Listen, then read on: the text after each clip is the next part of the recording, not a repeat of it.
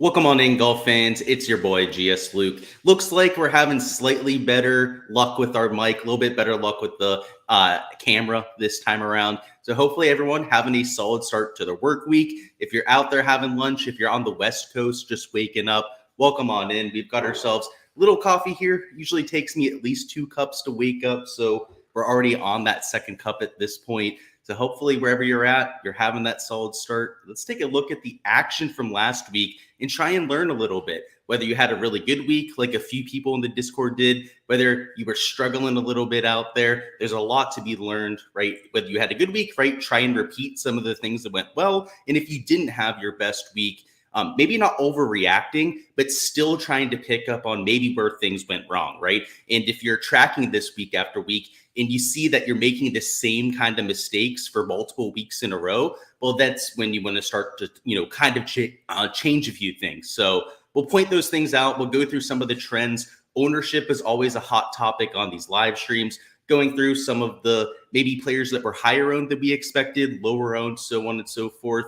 We've been trying to kind of point out some of the trends over the last few months, and we'll see if some of that has been the same. You have T. Swinney, who didn't have the best week. Yeah, I know it was a weird week, especially for some of the chalk up top. I ended up dodging quite a bit of it, so it wasn't as poor over here, but I hear you. Somebody's mad at Colin Morikawa. Hey, he at least shot 63 on Friday, so I can't be too mad about him. Sometimes guys have bad days on Thursday. Luckily for me, Colin Morikawa, not a huge part of my player pool either. He was in it, but he was like 10, 15%.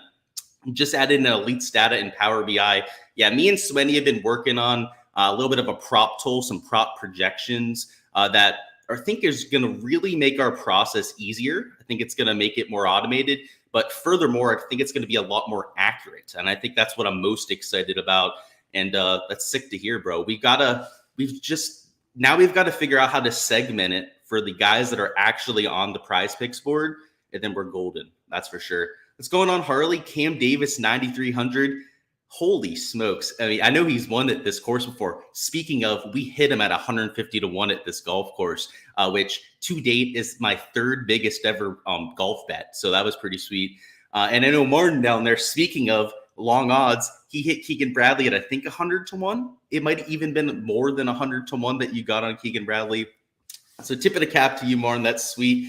Me and Martin had a lot of fun at the U.S. Open a few weeks ago. He was there for, I believe, Thursday's action. Might have been Friday. Not sure. What's going on, bro? Let's get this started. So we're going to start with a look at some of the community contests, as we typically do with these live streams, and give the props where the props are due. So first and foremost, for the week-long contest, which I would say is the hardest contest to win, right? You've got to be right over all 4 rounds. CS Foreman won, who we've seen down in chat a lot. He's actually been an OG on my Patreon for, I think, like 2 years at this point. So even before the price increase, I think this guy was around to the Patreon. So love to see an OG winning it. He had pieces like a Hideki in it that I was all over this week. But really where he won this contest and where I was lacking this week, so I probably could have taken a few pointers from CS Foreman this week, was with the value tier, right? Minwoo Lee, top 10. You love to see it. Alex Smalley, another T9 finish there.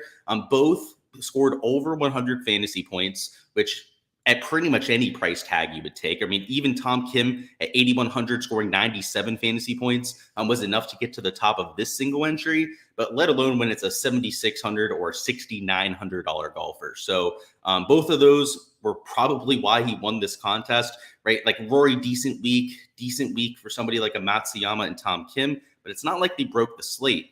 This guy, Nico, in second place, a great lineup of his own, right? Only a 5 of 6.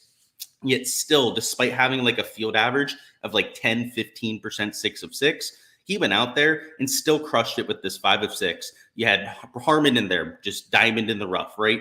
Even Eckroat scored a ton of fantasy points for somebody who just finished inside the top 25. Denny, yet again, smashed out there. The guy is playing like he's walking on the sun at this point.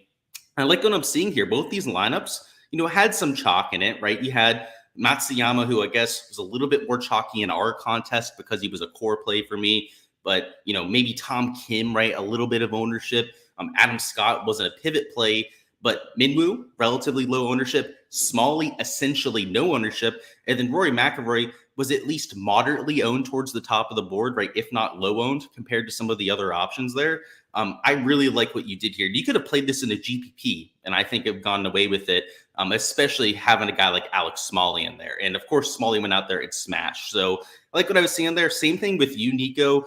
This one may be a little bit more chalky. I would feel a little bit more worried about this one than I would CS Foreman's lineup in a larger field contest. But luckily for you, you weren't playing in a large field contest, right? So a lot of that is just thrown out the window.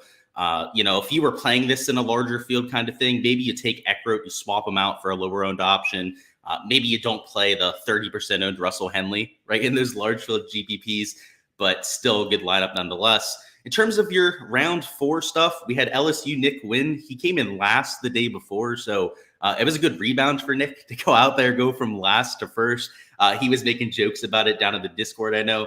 But solid lineup, of course. You have your placement points in here, but you'll notice he had nobody finish in the top 5, right? So this is for round 4 showdown, and he won despite not having a top 5 finisher. That tells you a few things, right? And it kind of confirms a few things that we talked about on stream for Sunday. Placement points at a birdie fest essentially don't matter, right? I told you guys you need the guys making 7, 8 birdies.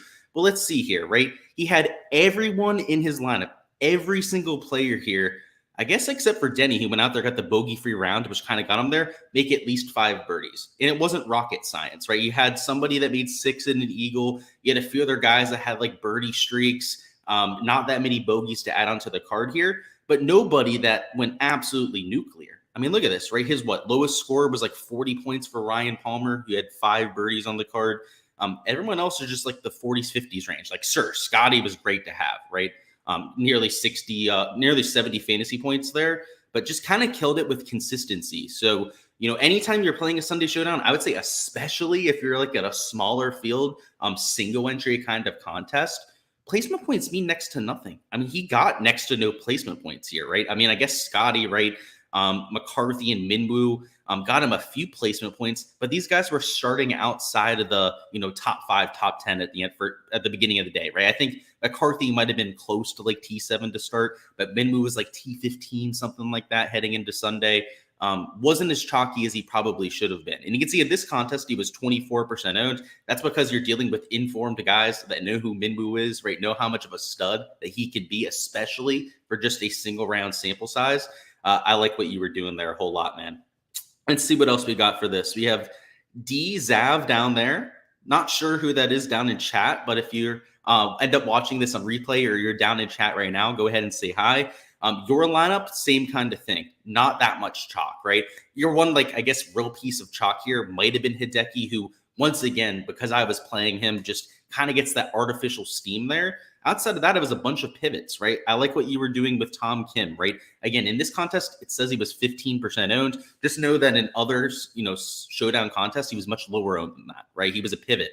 The reason why he was this high owned is we all knew that he was a solid pivot to get to, right? I was preaching that you don't have to worry about those placement points. So outside of this contest, this lineup would have been even more low owned and would have been, I think, an even better lineup. You might even won a single entry if LSU Nick didn't go out there and literally just consistency across the board. Like there's lineups in here, like for example, mine, right? When you have a Luke List, you scored like 55 fantasy points. You had Tom Kim scoring nearly 60 out there for me, right? And then I had guys like Thigalo that scored 24 fantasy points. I would just love to have that consistency, right? Not have the guy that scored 30 points less than what you needed. Because where would that have put me? Just out of curiosity. So if I scored 30 more points, yeah, I won the contest, right? So if I just had a guy, and let's just add 20, right? Let's say that he had like a below average day, because even 44 fantasy points was lower than the average there for Sunday Showdown. That's just he made 1 birdie. Like, come on, Sahith, you got to do better than that, my man. If I scored just 20 more fantasy points, I'm in 4th place. Right. And that's just a guy having a slightly below average day. So screw Sahith. He got me there. Nico was on the same train as me here. He had List and Tom Kim. That was my core that carried me. You can see he had the same kind of lineup there. And then also, just got screwed by a few players, right? He had Rory go off. That was really nice for him there. But like Matty Fitz didn't make many birdies. I actually made 5, but just also made 3 bogeys. Jason Day only 4. Like you really needed everyone to make like 5+ birdies, ideally like 6+ birdies, maybe even an eagle to go out there and have some success. And the placement points you can see in a lot of these lineups are just non-existent. Do you see any Keegan Bradley in these lineups? I don't. Do you see any Ches Reavie in these lineups? I don't. I literally haven't seen one with any of those players, right? And it makes you think, right? Why all of these lineups? Look, we found our first Ches Reavie lineup, and he was in 6th place down there. Why that's the case, right? It's those placement points, especially at this kind of golf course. And for the next 3 weeks, I'll tell you guys, we're at just as much of Birdie Fest as we've had the last few weeks. It's going to be even more so the case. So for round 2-3 showdown, we know that's the case. But even for Sunday showdown, guys, you're looking for the guys who can go out there and score, not the ones that are starting towards the top of the board. In large field GPPs, if we were to go through that for Sunday, you'll see that there are a few more lineups that have Ches. Like I think there was a lineup in the top 10 of the main GPP that had Ches in it. None of them had Keegan Bradley in it. So that's interesting. A lot of it has to do with price, obviously, right? I think Bradley was significantly more expensive than what we had for Ches Reavie, but nonetheless, just let's say an interesting slate to use as a case study, right? Like almost all of the top scorers, if we just go over to the fantasy point tab and sort by it, were guys that were starting early. They're early there in the day. In terms of a few other lineups, let's look at my main lineup for this week, right? I meant to look at that before. So circling back now to the main slate. This was my main slate lineup, not only just for the community contest, but I also entered this in my single entry. So when we go through some of the analysis later, when we go through some of the ownership numbers, when we got my projections, we're going to be comparing it to the $75K $100 single entry. So there were 833 entries, which is pretty average for a single entry, and it's a pretty flat payout structure. That's why I like playing in this contest. You can see it's 7,500 to first, so it's only 10% to first, and then extremely flat there onward, right? You get 4K for third, which is like, again, it's more than half of what you're getting for first. That's what I love about this. 10th place, you're still getting $1,000. I love this single entry. It's the most sustainable single entry that you can play on DraftKings, in my opinion.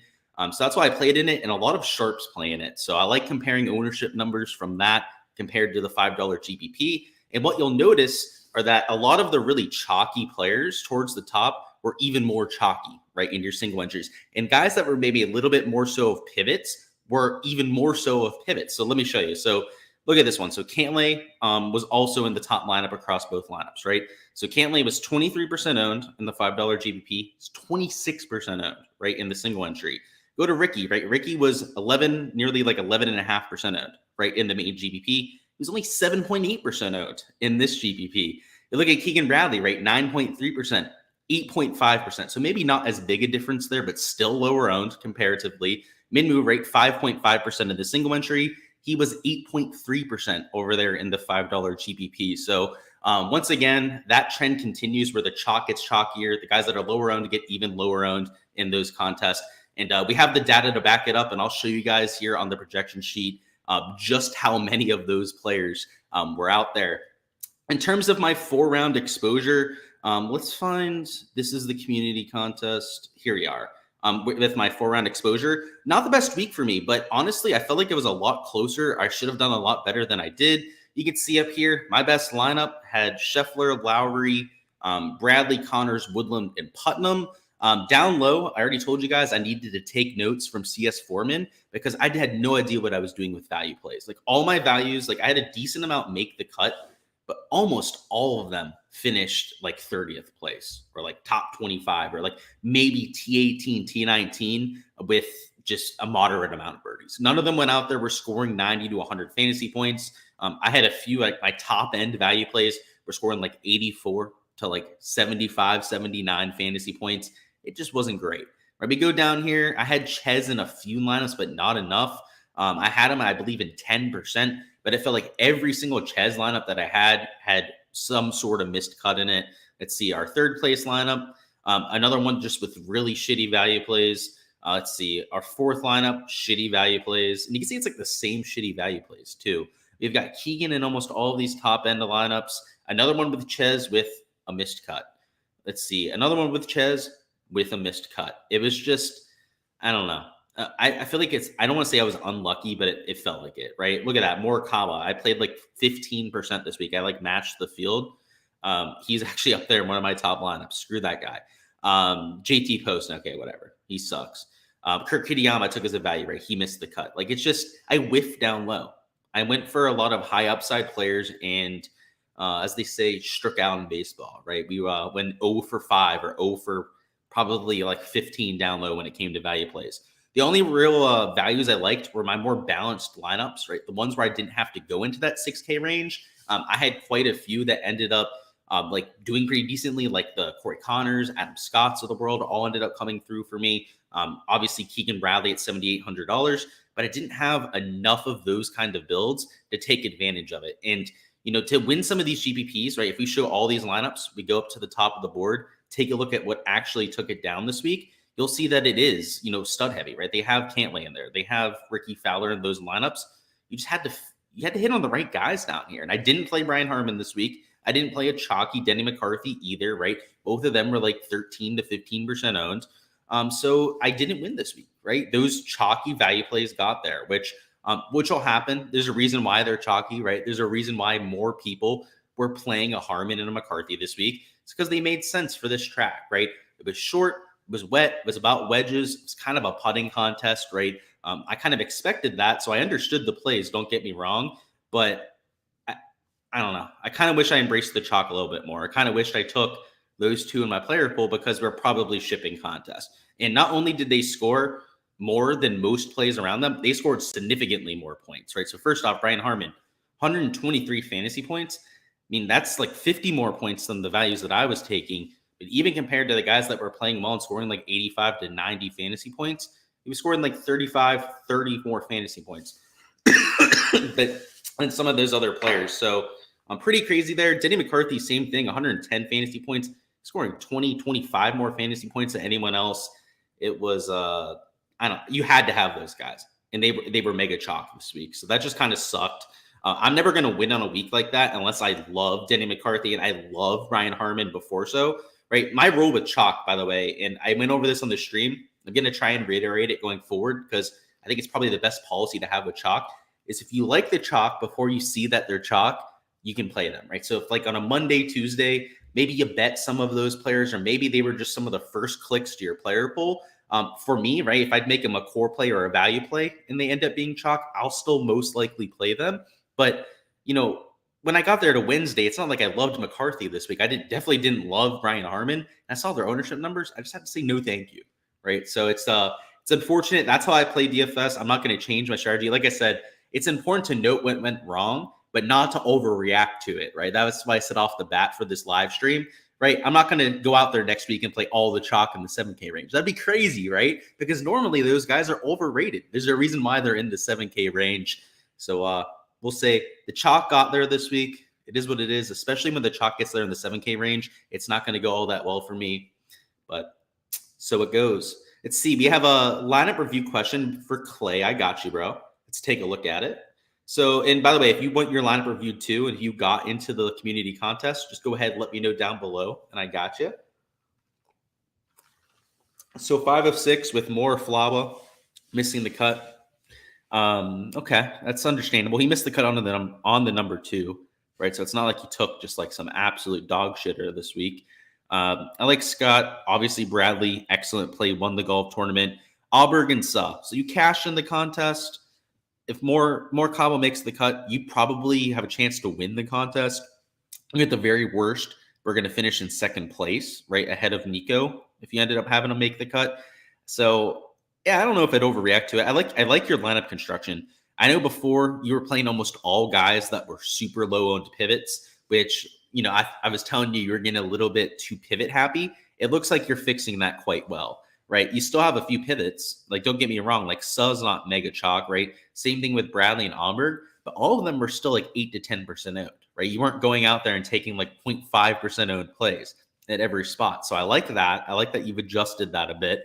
And then up top, right, you took some chalk too. Like Cantlay was good chalk this week, obviously. I was there on him as well. Him and Scotty Scheffler were the chalk that I took this week. Both of them top 5. So I like that.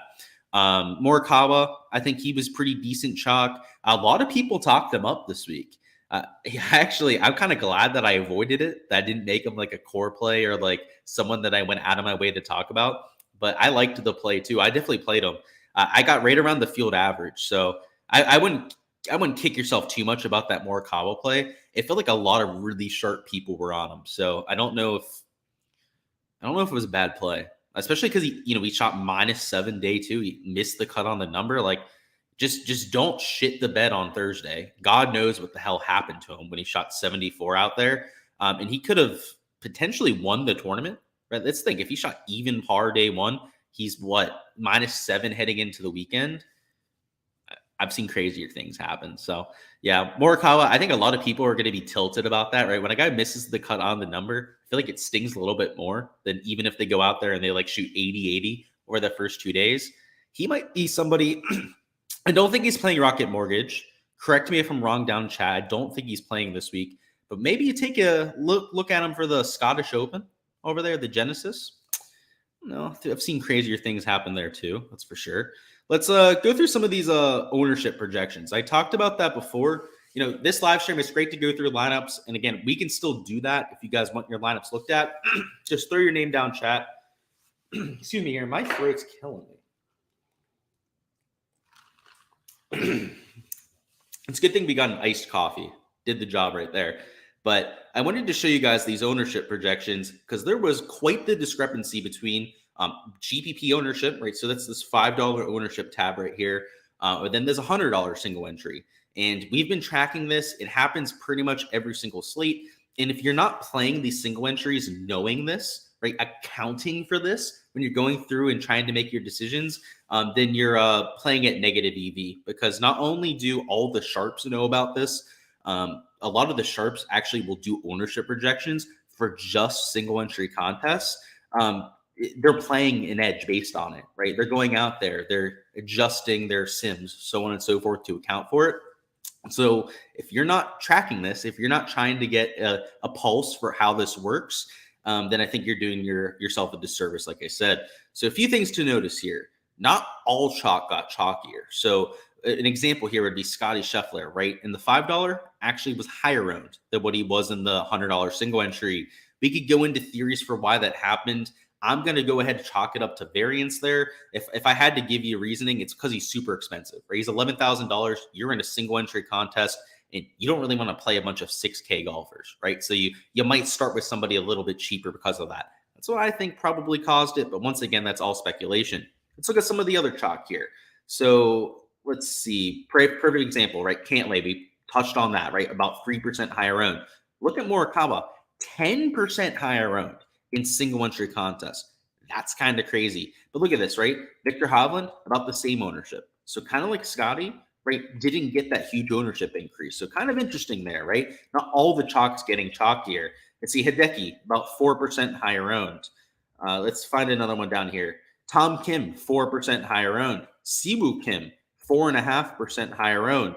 Keegan Bradley, about the same ownership, right? So some of this isn't going up, right? Like Adam Scott, actually a little bit lower owned than what you saw there. Russell Henley, 11% higher owned in single entry contests. So it's almost like the mega chalk just gets like even more mega chalky. And some of just like your moderate chalk, some of the guys that are just like high owned because they're priced where they are, don't get that steam. It's really only the guys that like you see in tons of content, guys that feel safe for a lot of the field. Those are the guys that are getting this steam. So in the past, I think our mantra here has been like the chalk gets chalkier. I don't know if that's really as accurate as saying like maybe the mega chalk gets chalkier. I think that's how we have to start looking at this. Because look at this, Denny McCarthy, right? He was a quote unquote safe play, right? He was about 4% higher owned. Brian Harmon was about 4% higher owned. Both of those plays smashed, by the way, like we were talking about earlier. Austin Eckroat, about 6% higher owned in some of these single entry contests. Let's find a few more.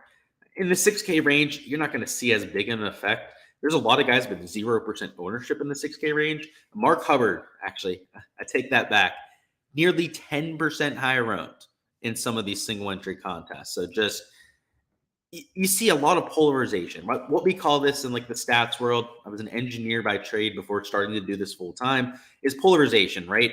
The numbers, start to spread out a little bit more, right? The guys that are getting low ownership, in a lot of cases here on the right, you can see are 0.0% owned. that literally means that nobody took them in their lineups. You have, the guys like Mark Hubbard that are way higher owned. But for the most part, you have a lot of pivots that you can take, right? So you may look at this, as a negative, going like, oh, well, all the good plays, like everyone's just going to be on them for some of these contests. You're also getting players at just royally lower ownership, right? And who are those players, right? Let's point those guys out, because those are the guys that you want to play, right? To try and leverage the field and try and get that game theory edge. So let's look at it. First off, Rory McIlroy was only 8.6% owned. That's a scratcher, head scratcher for me. I don't get that. And I also don't get how he was only 10% owned for $5 GPPs. That was wild this week. I definitely did not expect that. Let's see. Any other glaring ownership differences? Look at this. Wyndham Clark, 1.7% owned in the large field single entry. Like, what? Like, how does that even work? Justin Thomas, 2.8% owned. The guys that are getting this huge ownership decrease, and sometimes it's like more than half the ownership decrease, is like risky players, like Justin Thomas, right? Like, his form is dreadful. Like, don't get me wrong. I understand that one a little bit. Cameron Young, right? Another guy who's way lower owned than he probably should be. Let's find a few more that are like half the ownership, because those ones are the real interesting cases. Gary Woodland, right? Half the ownership. I feel like he's not that scary either, and he still was half the ownership. Let's find a few more. It's like those are like the nuts plays in these large field single entries if you know they're going to be half as owned. Let's look at this one. Like Will Gordon, right, was half the ownership. Like, if I knew that, I'd probably jam him into lineups. Yeah, this one, same thing. Adam Svenny, like half is owned. Those are the guys you got to play in these single entries. Like, I know it feels great to go out there, play your safe plays in your most expensive lineup, but if guys are going to legitimately be half, sometimes 3 times lower owned than they would be in large field GPPs, you have to take advantage of that. That's nuts. That's bizarro world, right? And you wonder why all of these big wigs, the guys that are making all the money playing DFS, go in that direction. He's in the field, just been inconsistent. He is in the field, okay. Even though he's having a great year statistically. Yeah, a little bit inconsistent. I think I don't know if it's the worst fit, though. I don't know. It's an easy golf course where you can throw lots of darts. I'll have to see. I'll have to look into it a little bit. In terms of looking at the golf course this week, actually, I want to bring up the GCSAA here. It's going to be super easy once again, not only because it's Detroit Golf Club, but also because it's been raining there a shit ton over the last month or so. So if you don't love Birdie Fest, you're going to hate the next few weeks. Let me just tell you that much. Because we have the Birdie Fest this week, obviously, on tour, right? We got it to 23 under for Keegan Bradley. You got the Detroit Golf Club, and then we've got the John Deere Classic, right? TPC Deere Run. You're going to have a winning score this week that's probably 25 under, unless there's a lot of wind or something that, throws everything off. But assuming normal playing conditions, it's going to be 25 under par this week. And then over there next week, it might be 25 to 30 under par. So that's crazy. They had some shit happened to the golf course. Do they have it on here? Yeah, 11 and 12 are vandalized. So they had to be completely returfed. I don't know if that's going to impact play at all. But yeah, this golf course, what is it? 7,300 yards. So it looks kind of long. Par 72. There are a bunch of par 5s that you can take advantage of. The thing is, it's wide open. There's no hazards off the tee. You can literally just bomb it out there, have a wide open second shot into the green. Because of how receptive the greens are, it doesn't even matter if you're missing the fairways around Detroit Golf Club. That's why I played Cam Davis. He was really good on this bent POA mix about a couple years ago. Driving accuracy, right? Not Cam Davis's forte. Let's just say that. And you essentially just want to play those kind of guys that are good on this bent POA, that off the tee or maybe more distance over accuracy type of guys. And then I would say birdie or better percentage, you go crazy on. So obviously I'm going to do a whole video on it. Last week I couldn't do the course breakdown because I was still coming home from the US Open, but I'll go over all of that extensively. This has been one of my best tournaments when it comes to modeling. I've had a lot of success at this course when it comes to playing DFS. Prop-wise, we've only had one shot at it. We did pretty decent last year. But based on our read on it, I think it's a real consistent, real easy to judge kind of golf course. I have to imagine that this year will probably be a pretty good year for the props too. So we'll have to see. It's straightforward. There's a bunch of birdies out there. You're still going to make a few bogeys. It's a Donald Ross design, right? So it's not a complete pushover, but it's short, it's antiquated, right? It was built like 100 years ago, and you can kind of tell. Like these guys are going to make a lot of birdies around the track. So I guess it was worth pointing that out before hopping on out of here. Where we at? No shit talking for DFL this week. Did you actually DFL? I guess we'll shit talk you then. You asked for it, Swenny. Did you actually DFL? Oh, you did, right? We're not going to include Rico, right? You didn't enter his lineup. But I did the same thing for the round 2 showdown, right? So I can't even talk shit to Rico here. I was about to give him a hard time about it. But yeah, T Swenny over here, a 2 of 6. Oh boy. He still scored 294 points. That's wild. Obviously, Xander had a lot to do with that. Even English had a pretty decent week. But oof, I feel you on that. So this is what you mean by you had one of your worst weeks player pool wise. I was with you on Homa. I really loved Homa this week. Poston, I think a lot of people were on too. And yeah, the Kazire shot, I'd say I had a lot of these guys on my lineups too. Just that's a tough combination that you had there, T20. I wasn't on Xander. I kind of wish I was. He scored 100 fantasy points. That's pretty decent. Rage down there, Bonzo, a lot of stream regulars down here. I'm not gonna clown you guys too much. I didn't finish that much higher. I finished in 29th. So let's not act like I had a much better week. 3 of 6. Like, come on. What are we doing out here? In terms of good lineups, let's take a look at some of the good ones before we hop on out of here. You had Mojo finish in 8th. Good stuff. I've seen his stuff on Twitter before. Oh no in 7th. Mike Honcho in 6th. Clay, of course, top 5. Good stuff, bro. Primero, he's been a regular in the Patreon for I think a year at this point. Good stuff there in 4th. Delbert McFly, same thing. Seen him on stream a bunch. And then Nico and CS Foreman rounding out the top. Good stuff, guys. If you haven't seen it already, we've started doing it this week, but we have showdown contests we're doing for all the slates. They're 100 entries. It'll resize to however many people get in there. If all 100 get in there, obviously it'll just do the normal payout structure, but it's paying the top 15. So it's pretty flat, especially if it's not going to fill. If it's only going to have 50, 60 entries like we've had for some of these so far, the payout structure works rather well. So check that out. It's a lot of fun. You get to play for bragging rights. And then, of course, on these streams, and then for some of our round 3 and round 4 streams, we'll be reviewing those contests over there on that end. So be giving you some feedback, playing for, like I said, a little bit of money and mostly a lot of bragging rights. That's all we've got for this stream, though. I've got a lot of content to get into here for the Rocket Mortgage. Should be a lot of fun. Like I said, lots of birdies this week. Haven't heard an update from those 3 greens that were ruined. I think they re-turfed them. So they might be in bad shape, Travis, because when you're putting new turf down, it's real bumpy. You have to aerate it. You have to do all that bullshit a whole lot to try and get it to look more natural. I think they're going to look pretty nasty. I don't know if it's going to impact play, but yeah, those scumbags. Well, why would you do that? What did the golf course do that would spur on that kind of vandalism? Just crazy what the world's come to at this point. But best of luck out there this week. Hopefully your Monday's going well. Hopefully you're not on your second cup of coffee like me already. It's going to be a long Monday, but we've got it. 3 more days. We're there on Wednesday, making lineups for next week. It'll be a beautiful thing once again. So best of luck. I appreciate the support. Smash that like button on the way out, and I'll catch you guys later.